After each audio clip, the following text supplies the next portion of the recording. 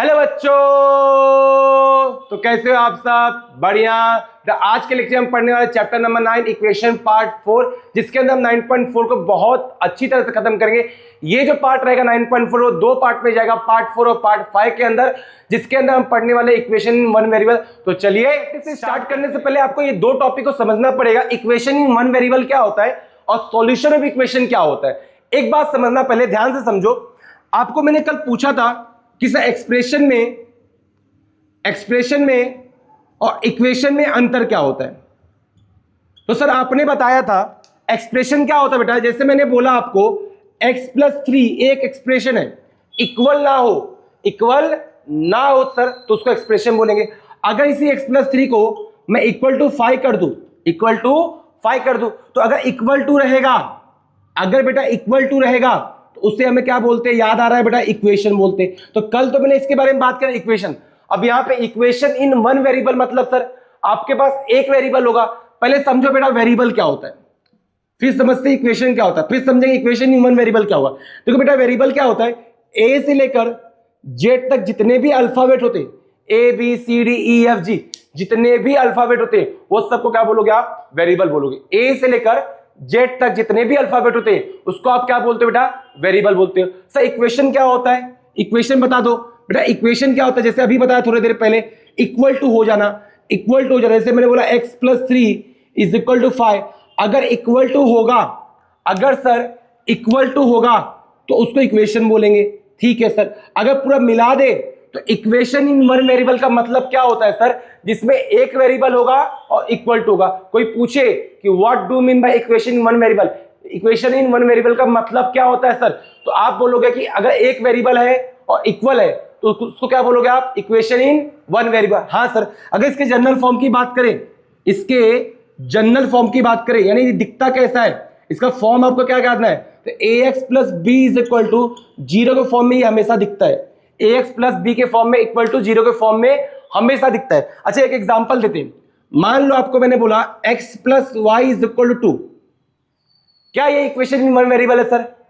क्या ये equation in one variable? नहीं सर, ये नहीं होगा, क्योंकि यहाँ पे एक वेरिएबल है या दूसरा वेरिएबल है, तो ये वन वेरिएबल वाला इक्वेशन नहीं होगा। मतलब अगर मैं ऐसा लिखूं x+3 इज इक्वल टू 5, क्या ये इक्वेशन इन वन वेरिएबल होगा? हाँ सर ये होगा। क्यों होगा बेटा? इसलिए होगा क्योंकि यहाँ पे एक वेरिएबल है, इक्वल टू है, इसलिए मैंने इसको क्या बोला, इक्वेशन इन वन वेरिएबल। अब इसी टॉपिक को मर्ज करके हमें समझना है सॉल्यूशन ऑफ इक्वेशन क्या होता है। सॉल्यूशन ऑफ इक्वेशन क्या होता है, जैसे मैंने इसी इक्वेशन को बोला x+3 इज इक्वल टू 5, तो सॉल्यूशन का मतलब क्या होता है बेटा, वो वैल्यू ऑफ x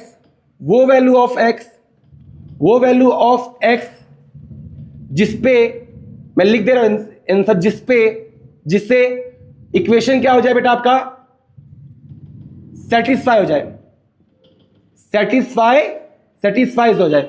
मतलब वो वैल्यू ऑफ x जिसपे से वो इक्वेशन क्या हो जाए, सेटिस्फाई हो जाए। मतलब सर अगर मैं x की वैल्यू यहां पे क्या रखूं कि 5 आ जाए, सोचो x की वैल्यू आप क्या रखोगे कि यहां पे 3 में जोड़ने में 5 है, सर 2 रखने पे 5 आता है, हाँ या ना यार। तो अगर मैं यहां पे x की वैल्यू 2 रख दूं बेटा, अगर मैं x की वैल्यू 2 रख दूं तो 2 + 3 कितना होता है सर, 5 आ गया। यानी हमारा इक्वेशन क्या बन गया, लेफ्ट वाला राइट के इक्वल आ गया।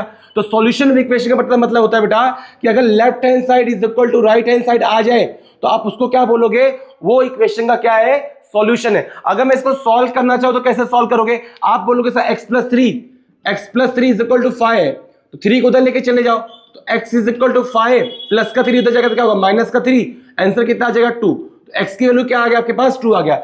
मतलब x की वैल्यू 2 पे क्या होगा, ये इक्वेशन क्या हो जाएगा, सेटिस्फाई हो जाएगा, या उसका वो सॉल्यूशन होगा। x इज इक्वल टू 2 क्या होगा, सॉल्यूशन होगा।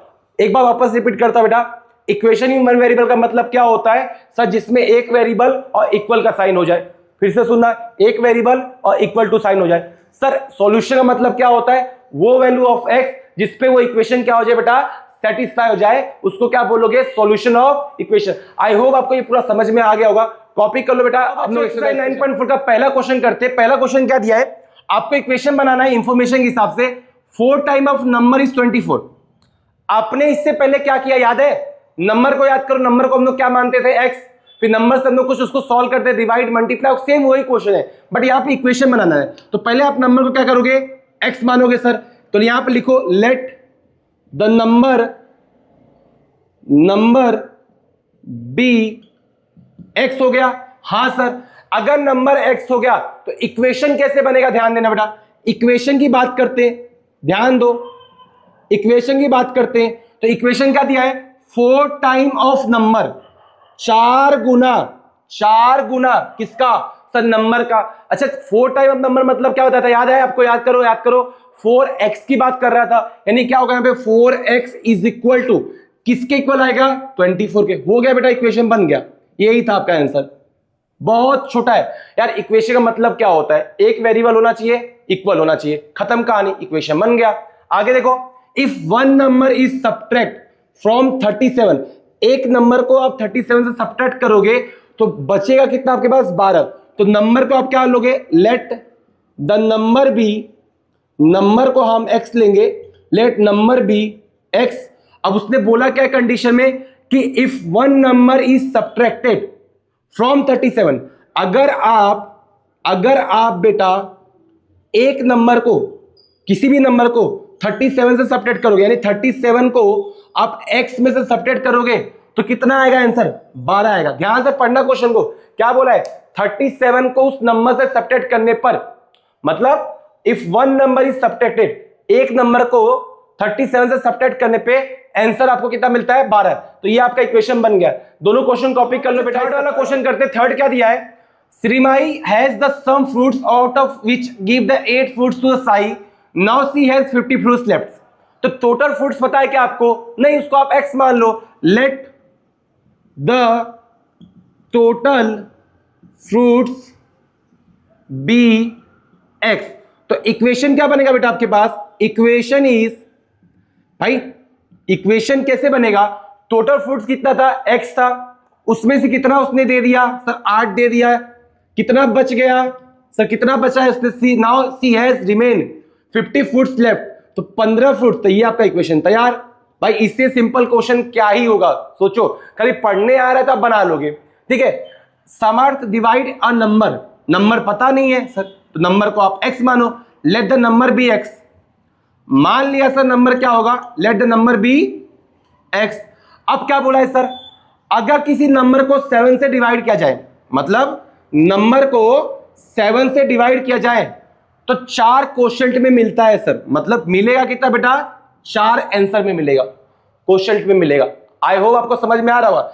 अगर किसी नंबर को 7 से डिवाइड किया जाए तो क्वोशंट में कितना बचेगा, 4 बचेगा। इसको लिखने का एक और तरीका हो सकता है बेटा, इसको आप इधर लेके जाके कर सकते हो या ऐसे रखोगे तो भी चलेगा, ठीक है। This is your final answer, copy कर लो बेटा। पहला करते हैं, क्या बोला है, determine which value of the solution, इनमें से कौन सा वैल्यू जो होगा वो सॉल्यूशन होगा, 1 होगा, 2 होगा, 3 होगा। देखो सॉल्यूशन का मतलब क्या था सर, याद करो क्या पढ़ा था, कि वो वैल्यू ऑफ x जिसपे वो इक्वेशन क्या हो जाए, सेटिस्फाई हो जाए, मतलब लेफ्ट हैंड साइड किसके इक्वल आ जाए, राइट वाला, दोनों क्या आ जाए बेटा, इक्वल आ जाए।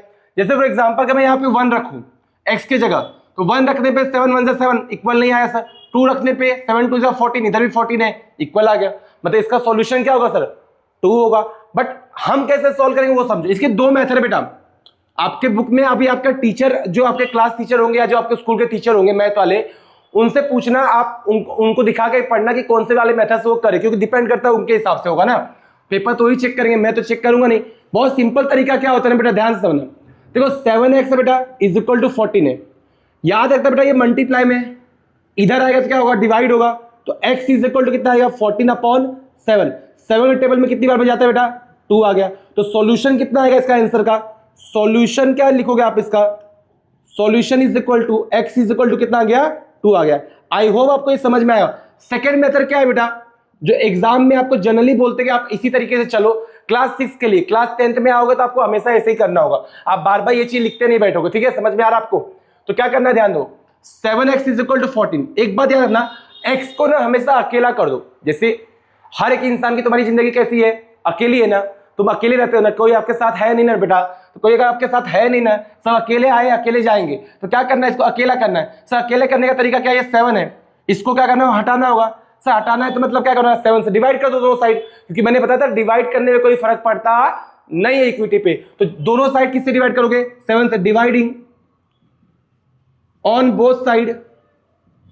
अगर मैं दोनों साइड 7 से डिवाइड कर दूं तो क्या आएगा बताओ, 7x/7, 14/7, 7 से 7 कट गया, x की वैल्यू कितना है 7 2 जा 14। आंसर बेटा हमेशा सेम ही आएगा, इस बात को दिमाग में रखना।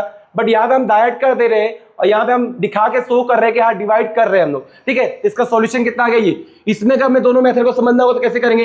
पहला तो बहुत सिंपल तरीका, p + 6 = 9। सर p की कौन सी वैल्यू होगी जिसपे इक्वेशन सेटिस्फाई होगा।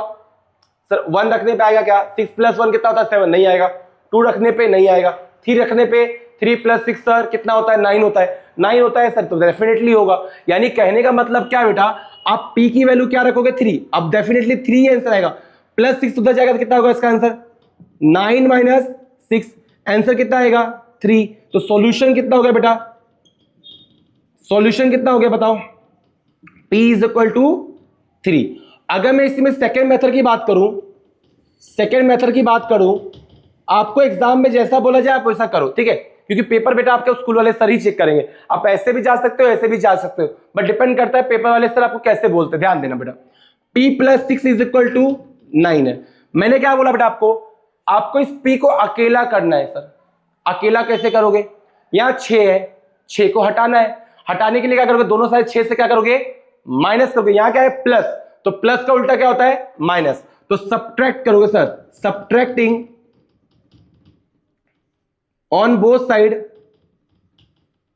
बाय 6। अगर सर 6 से मैं दोनों साइड को सब्ट्रैक्ट कर दूं, दोनों साइड को 6 से सब्ट्रैक्ट कर दूं, तो ये 6 से ये 6 खत्म हो गया, तो p अकेला आ गया। 9 में से 6 गया, कितना आएगा 3 आ गया। आंसर वही आएगा बेटा, बट इसमें लिखना पड़ता है, इसमें हम डायरेक्ट कर देते। जो आपको अच्छा लगे आप वैसे कर लेना। आओ अब बच्चों क्वेश्चन नंबर सेकंड का थर्ड करते। थर्ड क्या दिया है, 4 = y/8। तो अगर मैं दोनों मेथड की बात करें, क्योंकि मैं दोनों मेथड इसलिए बता रहा हूं ना कि आपके एग्जाम में डिपेंड करते हैं कि आपके सर कैसे पढ़ाते हैं, ठीक है। अगर उन्होंने बोला आप दोनों कर सकते हो किसी भी, तो आपको जो अच्छा लगता है आप वो करो। अगर आपको ये बोला जाए कि नहीं आपको सेकंड मेथड पे ही जाना हमेशा क्लास 6 तक, क्योंकि 7 8 में आओगे तो आपको पहले मेथड पे ही जाना होगा, बार बार लिखने नहीं जाओगे, ठीक है। छोटे क्लास में सिखाया जाता है ये सारी चीजें, बट आपके ऊपर है कि भाई टीचर आपका कैसे बोलते हैं, जो जैसा बोले आप वैसा कर लेना। इसलिए मैं दोनों पढ़ा रहा आपको। 4 = y/8 है बेटा। अभी y/8 है मतलब सर देखो ये डिवाइड में y को अकेला करना है, ये 8 इधर डिवाइड में है, उधर जाके क्या करेगा मल्टीप्लाई। 8 4 जा 32, तो y = 32। यानी सॉल्यूशन क्या होगा बताओ, सॉल्यूशन क्या होगा 32 होगा। यानी आप क्या बोलोगे, सॉल्यूशन इज y = 32। ध्यान देना बेटा। अगर सेकंड मेथड की बात करें तो 4 = y/8 है। एक बात बता बेटा, मैंने क्या बताया था आपको, हमेशा y को या x को या a b c को जितने वेरिएबल है उनको आपको अकेला करना है, अकेले जिंदगी उनको जीने देना है आपको, ठीक है। तो अगर मुझे इस 8 को हटाना है सर, अगर मुझे इस 8 को हटाना है, ये डिवाइड में हटाने के लिए क्या करना होगा मल्टीप्लाई करना होगा। तो multiply on both side by 8। आपको 8 से दोनों साइड मल्टीप्लाई करना है। 4 × 8 = 8 × y/8, ठीक है। इससे कोई फर्क नहीं पड़ने वाला, क्योंकि मैंने आपको लास्ट लेक्चर में बताया भी था कि इक्विटी पे एडिशन करो, सब्ट्रैक्शन करो, मल्टीप्लाई करो या डिवाइड करो, कभी भी इक्वेशन पे कोई फर्क नहीं पड़ता सर। तो 8 से 8 कट गया, y अकेला आ गया, 8 4 जा 32, y का आंसर आ गया। सेम आंसर आएगा, जो आपको अच्छा लगे, बार बार बता रहा हूं, जो आपका टीचर कहे, जिस मेथड से कहे उस मेथड से आप कर देना, आपको तो दोनों ही आता है, ठीक है। आगे देखो बेटा, 8 - m = 5 है सर। -m उधर जाएगा तो क्या हो जाएगा प्लस 5 इधर आएगा तो क्या हो जाएगा माइनस। इस बात का है ना, प्लस इधर आएगा तो माइनस होगा, माइनस उधर जाएगा तो प्लस होगा, मल्टीप्लाई इधर आएगा तो डिवाइड होगा, डिवाइड उधर जाएगा तो मल्टीप्लाई होगा। इस बात को अपने दिमाग में रखो।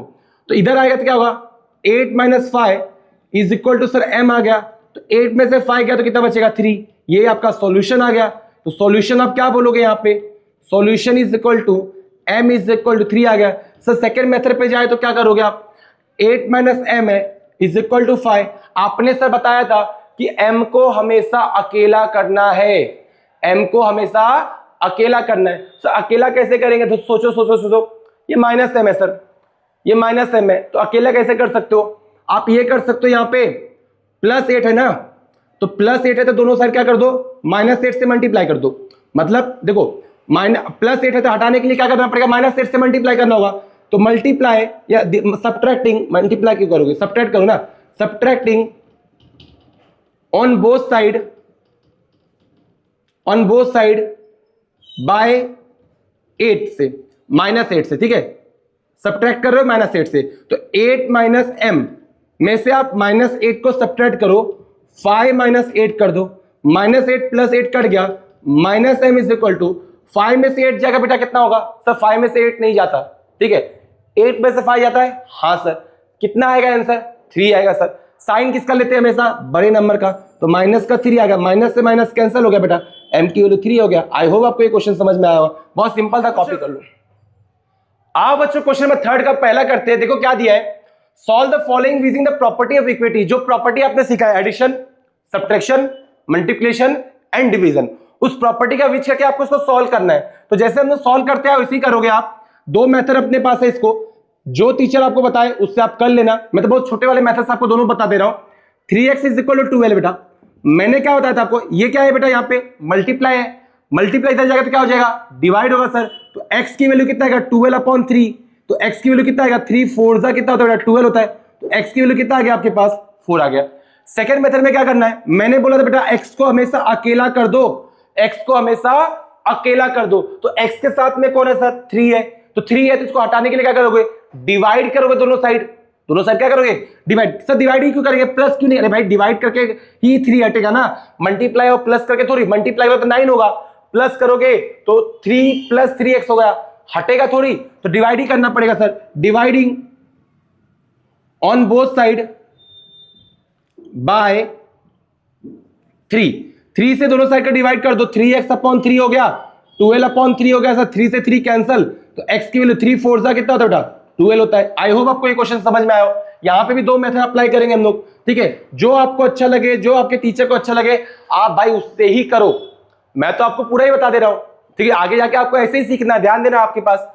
x + 4 = 21, मैंने क्या सिखाया, ये प्लस की वैल्यू से उधर जाएगा तो क्या हो जाएगा, प्लस की वैल्यू उधर जाएगा तो क्या होगा, माइनस, तो माइनस हो जाएगा, तो x = कितना होगा, 21 माइनस का 4, तो x की वैल्यू कितना, 21 में से 4 गया सर, 21 में से 4 जाएगा तो 17 बचेगा, ठीक है सर, तो 17 लिख दो, तो ये आपके पास x की वैल्यू निकल गया। लेकिन सेकंड मेथड में क्या करना है आपके पास, सेकंड मेथड में आप क्या करोगे, x + 4 = 21, सर x को अकेला करना है, x को अकेला करना है, इसके साथ कौन है, +4, तो उल्टा लेना पड़ेगा सर, -4, तो multiply, subtracting on both side by 4 से सर दोनों साइड को अगर मैं सब्ट्रैक्ट कर दूं, मतलब -4 और 21 - 4 से 4 कैंसल, x की वैल्यू आ गया 17। आंसर तो सेम ही आएगा, बट आपको इस तरीके से भी करना है, ध्यान देना, इसमें ध्यान दो। 17 - p = 8, -p को उधर लेके चले जाओ, +8 को इधर लेके आ जाओ, तो माइनस वाला उधर जाएगा तो क्या होगा, प्लस होगा, और प्लस वाला इधर आएगा तो क्या होगा, माइनस हो जाएगा सर, ये p आएगा, 17 में से 8 गया सर, 9 हो जाएगा, तो p की वैल्यू कितना आ जाएगा, यहाँ पे 9 आ जाएगा। सेकेंड मेथड पे क्या बात करें, यहाँ पे सर अकेला करना है, अकेला 17 को क्या घटाएं, ये प्लस का 17 है, क्या करें कि हमारे पास माइनस का 17 आ जाए, सर माइनस ही करना पड़ेगा, मतलब प्लस का 17 है तो सब्ट्रैक्ट करना पड़ेगा दोनों साइड किससे, -70 से, तो 17 - p = 8 करो, सब्ट्रैक्टिंग ऑन बोथ साइड